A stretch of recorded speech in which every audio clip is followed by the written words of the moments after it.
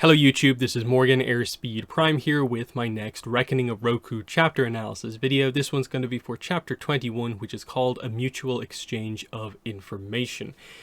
So first of all, YouTube channel membership is enabled on the channel. If you'd like to help support the channel, that's available if you click the join button, and also subscribing very much helps the channel as well.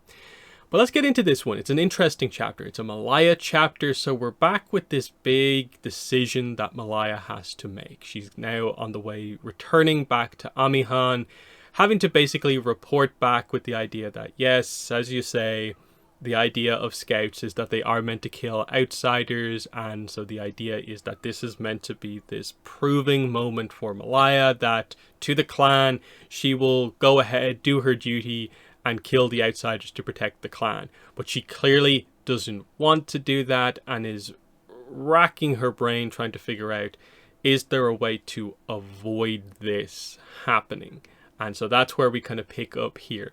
So she's on her way back to Amihan. Of course, she's on her Guerrilla Tarsier Kilat and is thinking about this stuff exactly. That even if she were to just relay the information that, yes, confirmed, Ulo does want the outsiders killed, and she doesn't participate, she is still part of, delivering the killing blow.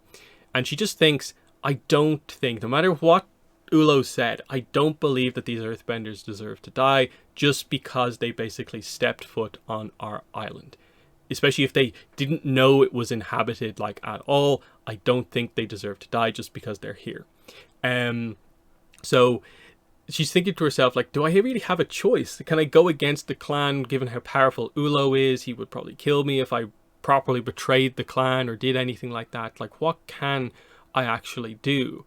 Is the best I can maybe do make it so that these people are killed in the most painless way possible, using a berry or something like that to take them out, rather than whatever kind of somewhat cruel way Amihan would go about killing them with her airbending? And she's thinking and thinking and thinking, and then she spots up ahead on the tree a basilisk centipede. Now, this was mentioned before that she learned from Mama Maril to how to extract the venom from these. So she knows what it is. And we get a little bit of a moment here where she explains that she came across what the venom of this does before. The first time she encountered one of these things,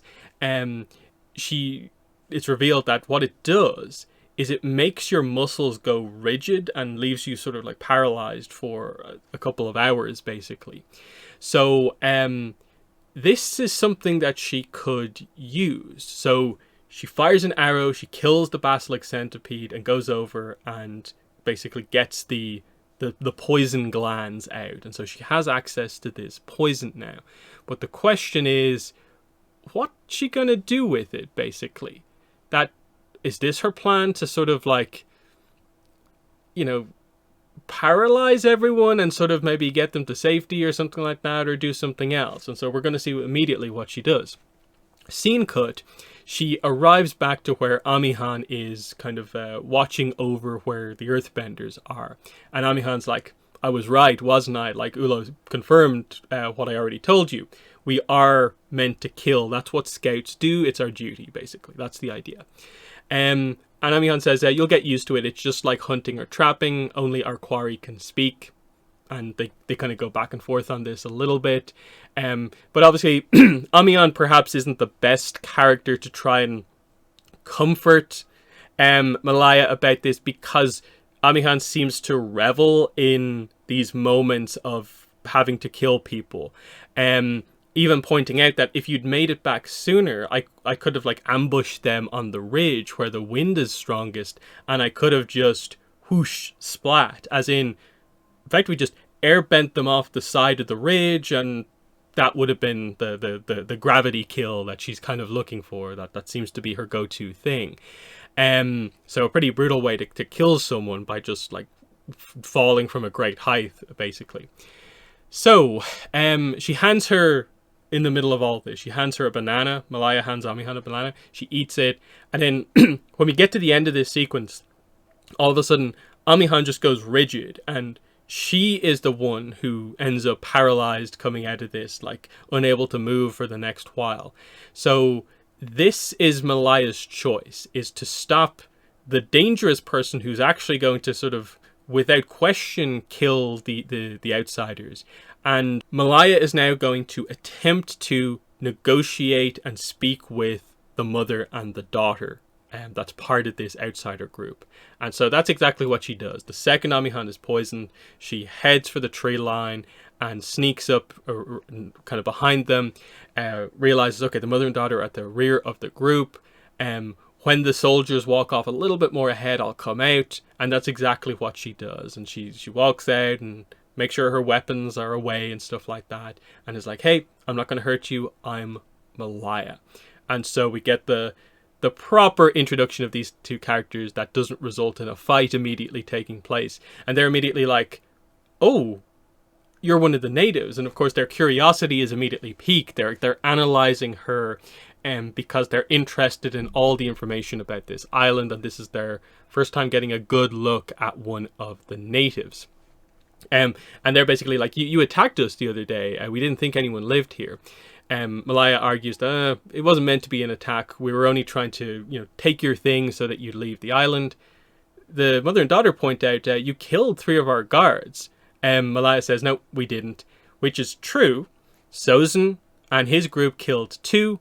And the third one isn't actually dead. That's Owen, who is just left behind after being assumed dead. So with Owen, this is where the nuance comes in of like, Amihan did attempt to kill him, and I suppose the others thought he was dead, but he's not actually dead. So that's the nuance to this. So Malia has introduced herself, so the mother and the daughter introduced themselves. So the mother reveals that her name is Yuming. That's Yuming. And she introduces her daughter as Qixia in full. So again, we got the idea that her name was Xia, for short, Xia. Now we find out the full name is Qixia. So it's like Qi is Qi, and then Qixia. So that's the idea there.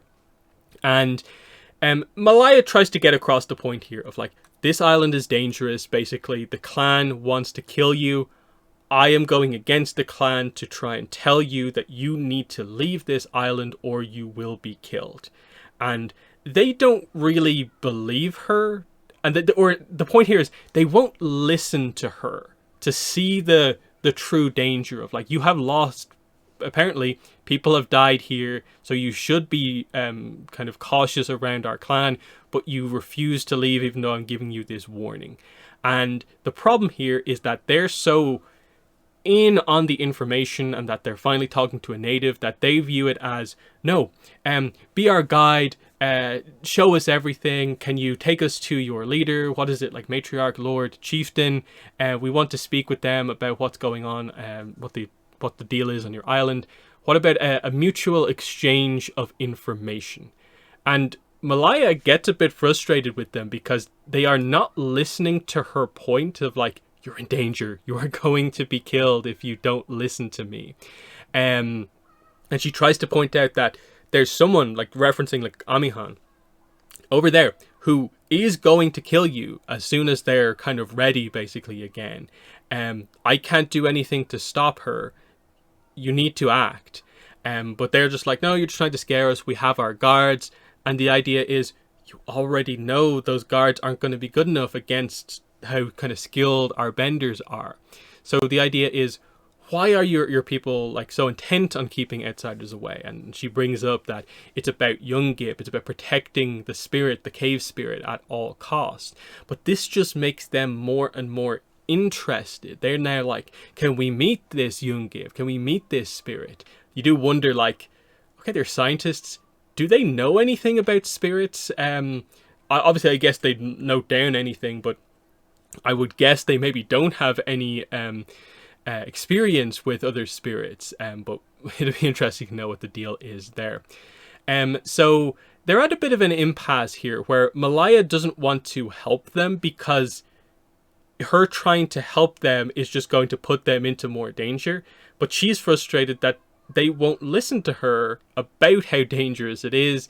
And so this is where the mother and the daughter kind of come up with a bit of a plan. Yuming tries to kind of emotionally connect with Malia. She kind of holds her hands and is like, please be our guide, lead us to your village, let us meet the cave spirit.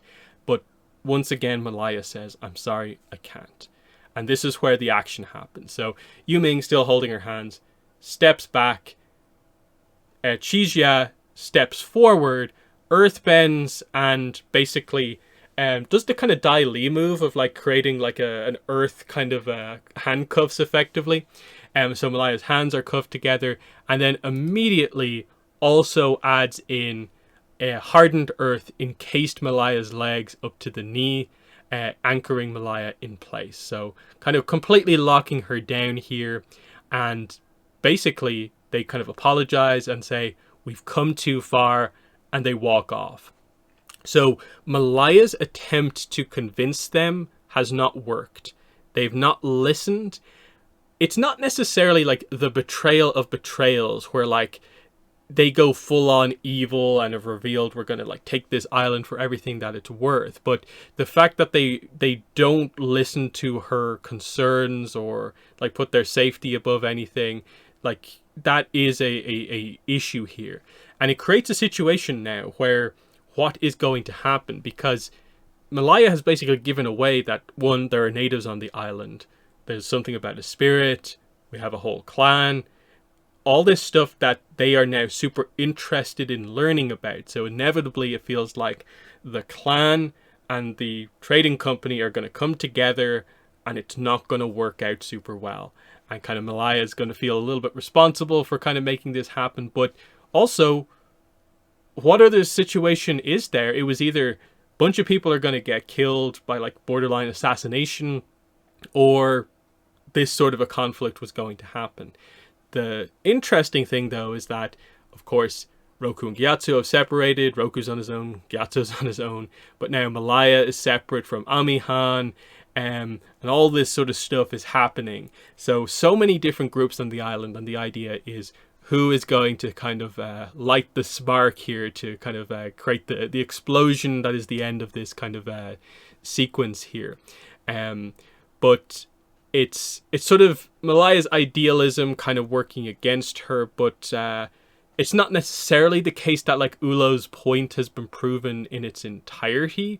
It's just the idea that some of Malia's optimism maybe kind of goes away here, of just you'll get through to them if you talk to them and try and convince them to leave in the nice way. They just didn't listen to her, of course. So that's I think the main point here. And now we're left with the idea of what happens next, because Amihan, of course, is going to be frustrated when she gets up. So it's really all about who meets who.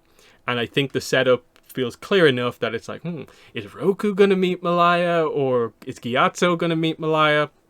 Those type of things are what you should be thinking about as we get towards the kind of halfway point of the book, going into the second half, obviously.